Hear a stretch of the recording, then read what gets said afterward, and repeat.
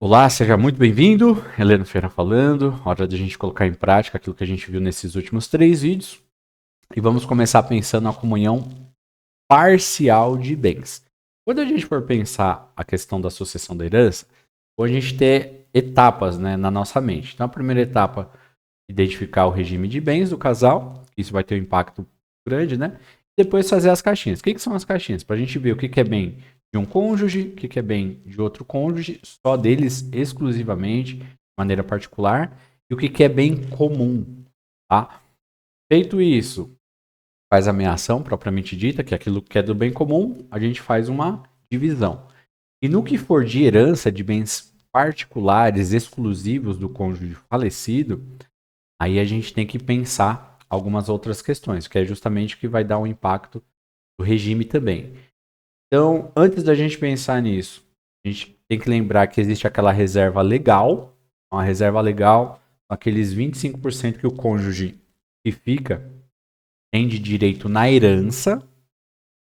Isso vale principalmente quando tem mais de 4 descendentes, né? 4 filhos, porque se for inferior a 4 filhos, 3 filhos, o cônjuge ele já ficaria ali com 25%.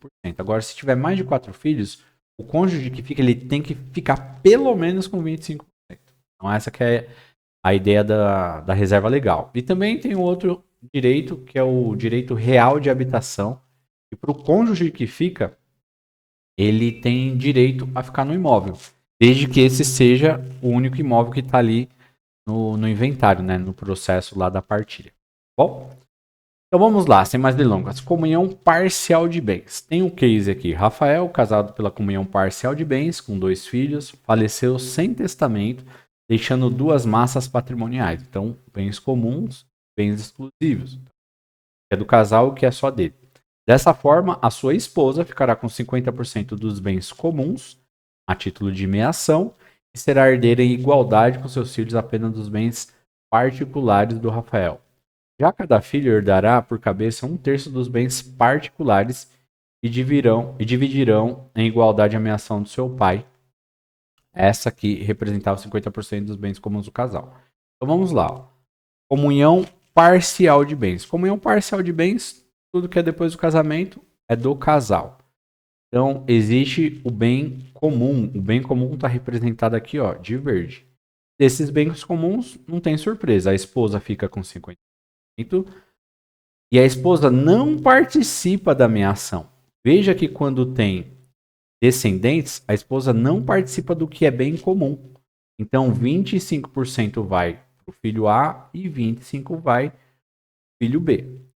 Quando a gente está falando dos bens particulares, a outra parte que tinha desse óleo, ó, exclusivos aqui, da massa que ele chamou aqui, né? Massa patrimonial, a esposa ali aparece exatamente com 1/3. Ela não participa da minha ação, mas participa dos bens particulares.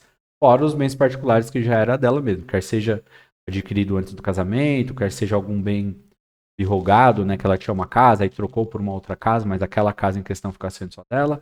Doações e heranças não entram aqui. Feito? Quando a gente sai dessa figura de filhos para não tendo os filhos, não tendo descendentes, aí o que acontece? A mesma regrinha, divide-se tudo, o que é de cada um, só que da parte do Rafael falecido, de cujos, né?